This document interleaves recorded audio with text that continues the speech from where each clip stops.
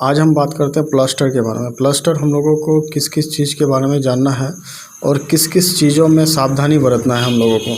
ठीक है दोस्तों, थोड़ा सा एक्स्ट्रा साउंड हो सकता है तो उसके लिए मैं माफ़ी चाहता हूँ कि साउंड हो रहा है, क्योंकि पास में रोड है, इसी के कारण गाड़ियाँ बहुत ज़्यादा चलता है।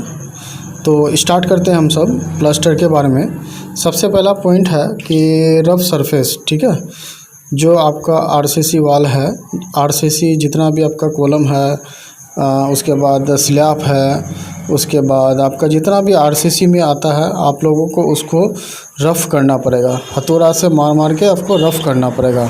अगर आप रफ़ नहीं करोगे तो उसमें प्लास्टर आपका टिकेगा नहीं, सबसे पहला बात। ठीक है दोस्तों, सबसे पहले आपको रफ़ करना पड़ेगा। रफ़ नहीं करने से आप उसमें प्लास्टर करोगे, वैसे आपका 20 साल टिकेगा, इसमें आपका 10 साल में आपका झड़ना शुरू हो जाएगा। ठीक है दोस्तों। पॉइंट नंबर 2, जो हम लोगों को वाल क्यूरिंग करना चाहिए। वाल को हम लोग को किस तरह से क्यूरिंग करना चाहिए। वाल में कभी भी आप काम कर रहे हो, काम करते करते आप मिट्टी दे रहे हो, मिट्टी देने के बाद आपका वाल में मिट्टी उट्टी लग जाता है, कितना कचरा लग जाता है। तो सबसे पहले आपको क्या करना पड़ेगा, प्लास्टर के समय में सबसे पहले आपको इस तरह से क्यूरिंग करना है, बहुत अच्छी तरह से क्यूरिंग करना है। वाल को पानी से बहुत ही अच्छी तरह से भिजाना है, इतना भिजाना है कि उसके अंदर में नमी आ जाए। नमी आने से उसके बाद आप अगर प्लास्टर करोगे तो आपका प्लास्टर बहुत ही ज़्यादा अच्छा होगा। ठीक है दोस्तों, क्योंकि अगर पानी नहीं मारोगे, उसमें कचरा लगा हुआ रहेगा, उसमें अगर आप प्लास्टर करना शुरू कर दोगे तो उसका प्लास्टर आपको अच्छा नहीं होगा, क्योंकि मिट्टी रहने से सीमेंट पकड़ता कम है, उतना अच्छा नहीं होगा, झड़ जाएगा। बाद में आपका प्लास्टर झड़ने का संभावना ज़्यादा रहता है। प्लास्टर हम लोगों को किस तरह से करना चाहिए, इसके बारे में आज बात हो रही है। तो पॉइंट नंबर 3 में ये जानना पड़ेगा आपको कि प्लास्टर जो हम लोग कर रहे हैं, तो प्लास्टर में सबसे पहले आपको क्या करना पड़ेगा। प्लास्टर में क्यूरिंग होने के बाद आपको क्या करना पड़ेगा, उसको सीमेंट का घोल बनाना है। सीमेंट का घोल बना के आपको ज़्यादा घोल जो है आपको वो जानना पड़ेगा। घोल हमें फिर किस तरह से बनाना है। घोल को हम लोगों को बनाना है ज़्यादा गहरा भी नहीं, ज़्यादा पतला भी नहीं, इस तरह से हम लोगों को घोल बनाना है कि अगर हम लोग ईंटा को मारें, ईंटा के ऊपर में घोल अगर देंगे भी तो हमारा घोल सीमेंट हो जाए, ईंटा दिखना नहीं चाहिए। ठीक है दोस्तों, ज़्यादा अगर मोटा कर दोगे तो उसमें क्रैकनेस आ जाता है, तो ज़्यादा मोटा नहीं करना है, इस चीज़ को ज़्यादा ध्यान देना है। और ज़्यादा पतला नहीं करना, थोड़ा पतला होने से कोई प्रॉब्लम नहीं है, लेकिन ज़्यादा मोटा नहीं करना है, क्योंकि मोटा करोगे आपका क्रैक आ जाएगा।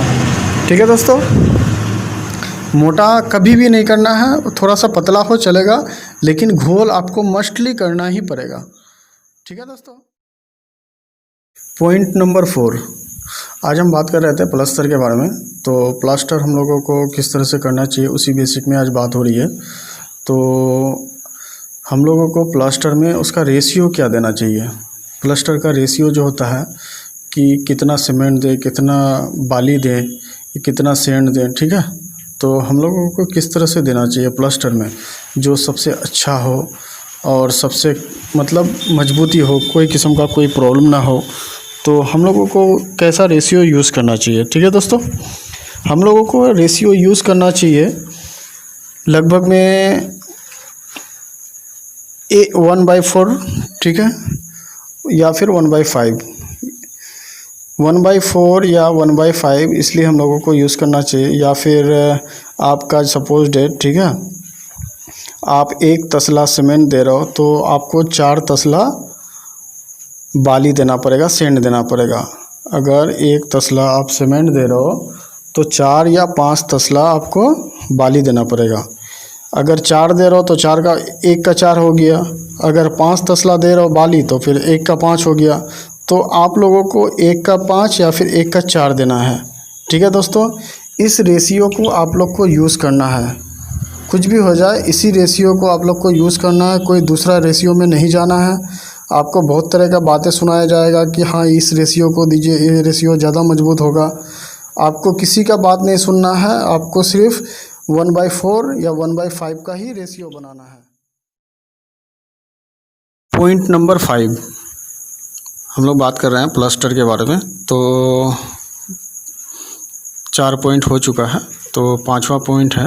5वां पॉइंट में हम लोग ये जानेंगे कि हम लोग को बाली जो है, आप बाली मंगाते हैं, बाली मंगाने के बाद हम लोगों को बाली को छानना बहुत ही ज़रूरी है।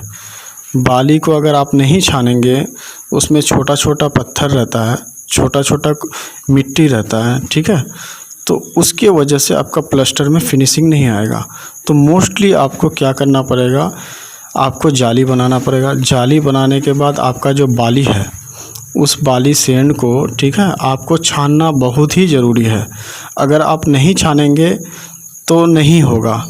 अगर छानेंगे तो आपका वॉल में फिनिशिंग आएगा। आप जिस तरह से वॉल लेना चाहेंगे उसी तरह से आपका वॉल आएगा, ठीक है दोस्तों, किसी तरह से कोई प्रॉब्लम नहीं आएगा।